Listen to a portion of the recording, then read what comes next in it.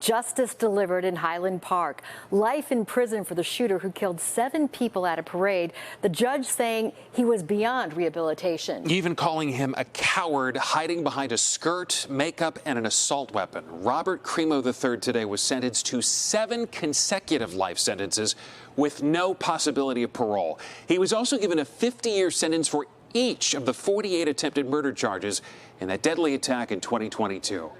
NBC5's JC Navarrete tonight has reaction from the mayor of Highland Park and from survivors. While I don't have closure, it's closing a chapter. Mixed emotions Thursday night as victims spoke out after learning the fate of the Highland Park parade shooter.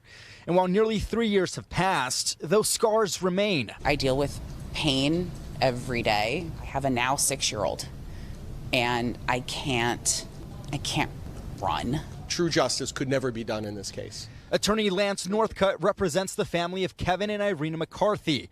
The pair died in the parade shooting, leaving behind their then 2-year-old son, Aiden.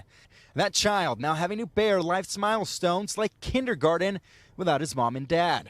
And forever this community will be marred by the evil of one man. For Mayor Nancy Rotering, it's a tough chapter to close, but what she tells me stands out in the nearly 3 years since that shooting is how the community stood up, truly defining what it means to be Highland Park strong. It was incredibly inspiring just to watch people telling their stories, telling what has happened since.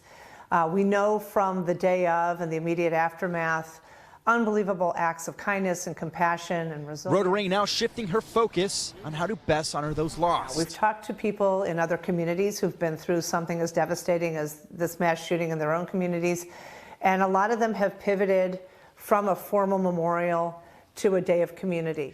The Illinois Department of Corrections is expected to move the gunman from the Lake County Jail to a state prison in the next few days.